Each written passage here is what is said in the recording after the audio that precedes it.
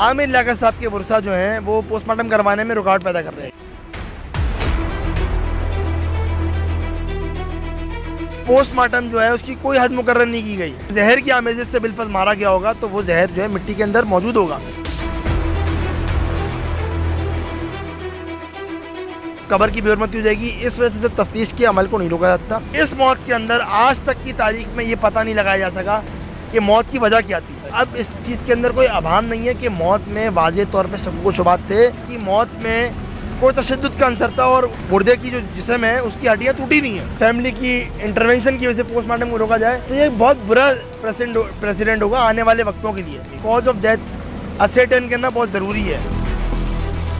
अस्सलामुअलैकुम मुअज़्ज़िज़ ख़वातीनो हज़रात, आप देख रहे हैं डेली व्लॉग ग्लोबल और मैं हूँ वक़ार हैदरज़ादी। नाज़रीन, मारूफ टीवी एंकर, मारूफ सियासतदान, मजहबी स्कॉलर डॉक्टर आमिर लियाकत हुसैन अपने घर में मुर्दा हालत में पाए गए और उनकी मौत की असल वजह ताहाल मालूम ना हो सकी। इसी दौरान हमने देखा कि कराची के एक शहरी ने यह पिटीशन दायर की कि आमिर लियाकत हुसैन साहब का पोस्टमार्टम करवाया जाए। वो शख्स कोई और नहीं था, वो थे मेरे साथ बैठे अब्दुल अहद एजुकेट। क्या वजह थी कि आपने आमिर लियाकत हुसैन साहब के पोस्टमार्टम के हवाले से पिटीशन दायर की और ये पोस्टमार्टम का कानून क्या है, थोड़ा सा इस पर बात कीजिएगा।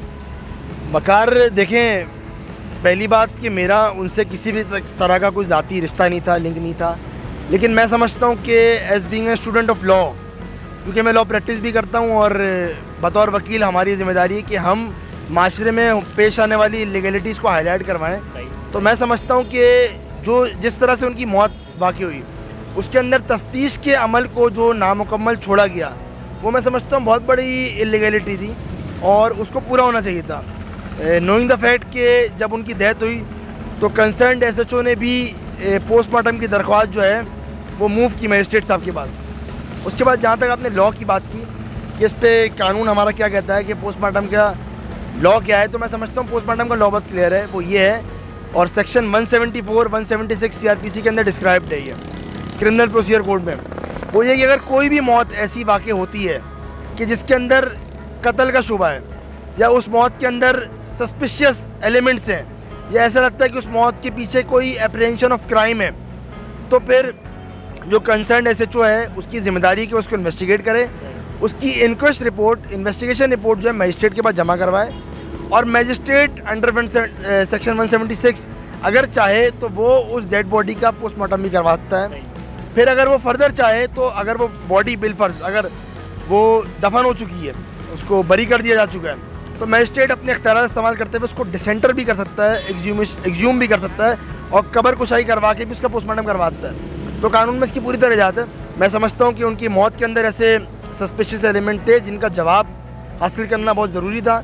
इस वजह से मैंने ये दरख्वास्त जो है कोर्ट ऑफ लॉ के अंदर लगाई। सही। अच्छा, मुझे एक चीज़ बताइएगा कि क्या कानून में कोई हद मुकर्रर कर दी गई है कि आप इतने वक्त तक जो है वो बॉडी का पोस्टमार्टम कर सकते हैं, कबर कुशाई कर सकते हैं, या फिर जब ज़रूरत हो तब वो कबर कुशाई की जा सकती है, तब उसका जो पोस्टमार्टम है बॉडी का वो किया जा सकता है? क्या कोई इस तरह की कोई हद, कोई वक्त मुकर्रर कर दिया गया है? देखिए, इसमें बेहतरीन तो ये होता कि उनका पोस्टमार्टम उसी वक्त होता है। वैसे जो हमने ये दरख्वास्त लगाई और उस वक्त जो है वो दफन भी नहीं किए गए थे तो उस वक्त पोस्टमार्टम हो सकता था, इफेक्टिव होता। लेकिन इसमें प्रीवियस प्रेसिडेंट्स ऐसे रहे हैं कि पोस्टमार्टम जो है उसकी कोई हद मुकर्रर नहीं की गई। इवन ऑनरेबल हाई कोर्ट के और ऑनरेबल सुप्रीम कोर्ट की ये जजमेंट्स मौजूद हैं कि पोस्टमार्टम जो है even at the stage of skeletonisation के वक्त भी होता है कि मतलब अगर कोई मुर्दा जो है वो स्केलेटन में तब्दील हो चुका है तो पोस्टमार्टम तब भी हो सकता है कि अगर जहर की आमेज़ से बिलफर्ज मारा गया होगा तो वो जहर जो है मिट्टी के अंदर मौजूद होगा। अगर वायलेंस के थ्रू मारा गया होगा, तशद्दुद के थ्रू मारा होगा, तो वो चीज़ें हड्डियों के पोस्टमार्टम से पता लगाई जाती हैं। तो मैं समझता हूँ कि इसमें जब कानून भी वाज़ेह है और कोई हद भी मुकर्रर नहीं की गई तो मेरे ख्याल से सिर्फ जज्बातियों के सोचने से कि मतलब कबर की बेहरमती हो जाएगी, इस वजह से तफ्तीश के अमल को नहीं रोका जाता और इसकी में कोई हद नहीं है।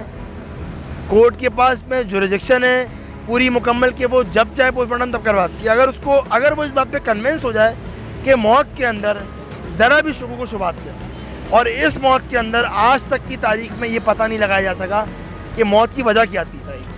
इवन जो कंसर्न मेडिकल ऑफिसर थी, शी वाज अ फीमेल, अगर आप एमएलओ रिपोर्ट मुलाज़ा फरमाएँ तो उसके अंदर उनके ये रिमार्क्स हैं जो मैं आपको दिखा भी दूँगा। उनके रिमार्क्स ये हैं कि nothing can be ascertain regarding the cause of death without conducting postmortem. ये मेडिकल ऑफिसर के रिमार्क्स हैं। तो मैं समझता हूँ मेडिकल ऑफिसर, SHO साहब और कंसर्न जुडिशियल मजिस्ट्रेट सब इस बात पे मुत्तफिक थे कि पोस्टमार्टम होना चाहिए। तो मेरे ख्याल से अब इस चीज़ के अंदर कोई आभान नहीं है कि मौत में वाज़ेह तौर पे सबको शुबात थे, जिसको जिसकी तफ्तीश को बरोकार लाना चाहिए था। अच्छा अब्दुल अहद, मुझे एक बात ये बताइएगा कि आपने कहा कि अभी असल जो मौत की असल वजह है उसको मालूम करना बहुत ज़रूरी है, लेकिन फिर हमने ये भी देखा कि जो उनके मुलाजमीन थे उनका ये कहना था कि आमिर लियाकत साहब मौत से एक दिन पहले जो है वो उनके कमरे से चीखने की आवाज़ें भी आ रही थी, और लोग ये भी कह रहे थे कि चूँकि लाइट नहीं थी, जनरेटर चल रहा था और दम घुटने की वजह से ये मौत वाक़ई हुई है। तो ये लोग इस तरह से कैसे कह सकते हैं जब अब तक असल वजह मालूम ना हो सकी? तो देखें, सबसे बड़ी वजह ये है कि इसी वजह से पोस्टमार्टम दरकार है, क्योंकि बिल्कुल कॉन्फ्लिक्टिंग चीज़ें सामने आ रही हैं। अगर आप देखें तो उनकी मौत के बाद सोशल मीडिया पे ऐसी तस्वीरें एक्सरे रिपोर्ट की वायरल हुई जिसके अंदर ये सामने आया कि जिससे लगा कि आया उनकी मौत में कोई तशद्दुद का अंसर था, और उस एक्सरे रिपोर्ट के अंदर ये मालूम हो रहा था कि जिस्म की मुर्दे की जो जिस्म है उसकी हड्डियाँ टूटी हुई हैं। फिर जो उनके जो मुलाजमीन थे उनका ये कहना है कि मौत से कबल उनकी कमरे से चीखने की आवाज़ें आ रही थी। तो अगर मौत से कबल चीखने की आवाज़ें आ रही थी तो क्या ज़रूरी नहीं था कि तफ्तीश इस चीज़ का पता लगाती कि वो मौत से कबल चीखने की आवाज़ें क्यों आ रही थी। उसके अलावा जो लोग ये कह रहे हैं कि जनरेटर के धुएँ से मर गए, तो मैं ये समझना चाहता हूँ, मैं समझने से कासिर हूँ कि जो लोग इस बात को डाइजेस्ट कर चुके हैं, इस बात पे एग्री हो चुके हैं, इस बात पे कन्विंस है कि वो जनरेटर के धुएँ से मरे थे, तो भाई ये कौन सा जनरेटर का धुआं है? जो कौन सा जनरेटर था जो कमरे के अंदर मौजूद था? मतलब जनरेटर तो ऐसी जगह पे अमूमी तौर पे कोई भी घर होता है तो उसमें ऐसी तौर पे जगह पे होता है जहाँ से उसका धुआं जो है वेंटिलेट हो सके, या तो बालकोनी में घर के बाहर। वो धुआं ऐसा कौन सा धुआं था कि वो कमरे के अंदर आ गया? और कमरे के अंदर अगर धुआं आया तो क्या वो इतना बड़ा उम्र का आदमी बिल्कुल आकिल बालिग आदमी, क्या वो कमरे का दरवाज़ा नहीं खोल सकता था? या ये जो मुलाजमीन थे क्या वो इस धुएं को काउंटर नहीं कर सकते थे? वो दरवाज़ा तोड़ के अंदर नहीं घुस सकते थे? ये तो वो सवालात हैं जो बेसिक तौर पे खुद जो है जन्म ले रहे हैं, जिसका जवाब आज तक नहीं मिल सका। इसी वजह से मैं समझता हूँ कि पोस्टमार्टम जो है वो ड्यू रिक्वायरमेंट ऑफ लॉ बन चुकी है। ये केस चूँकि अभी कोर्ट में सब चल रहा है, तो नेक्स्ट शेयरिंग क्या है और अब मुस्तकबिल में क्या होने जा रहा है, थोड़ा सा इस हवाले से बताइएगा। देखें, इस केस के अंदर ये सूरत हाल पेश आई है कि इनिशियली जुडिशल मजिस्ट्रेट ने ऑर्डर किया, फिर उन लोगों ने इस ऑर्डर को एक रेट जुरिडिक्शन में आर्टिकल 199 के थ्रू चैलेंज किया। वो पिटिशन जो है मेंटेनेबल नहीं थी, उसको डिस्पोज ऑफ कर दिया गया कि आप क्रिमिनल डिवीज़न फाइल करें। क्रिमिनल डिवीज़न के अंदर एक ऑर्डर पास हुआ कि पोस्टमार्टम को रुकवाया जाए। हमने उस क्रिमिनल डिवीज़न को ऑनरेबल हाई कोर्ट में चैलेंज किया, उन मौजूदा हाई कोर्ट के साबिका जजमेंट्स के साथ कि इसमें हाई कोर्ट ने पोस्टमार्टम का ऑर्डर किया है। तो हमारी नज़र में जो जुडिशल मजिस्ट्रेट का इनिशियल ऑर्डर था वो साउंड था, लीगल था, और बिल्कुल उसमें लीगल रीजनिंग मौजूद थी। इवेंचुअली जो क्रिमिनल डिवीज़न के अंदर जो ऑर्डर पास हुआ है वो मिसरीडिंग ऑफ फैक्ट्स पे हुआ है, उसमें लॉ को नज़रअंदाज किया गया है। हम समझते हैं वो ऑर्डर इलीगल है।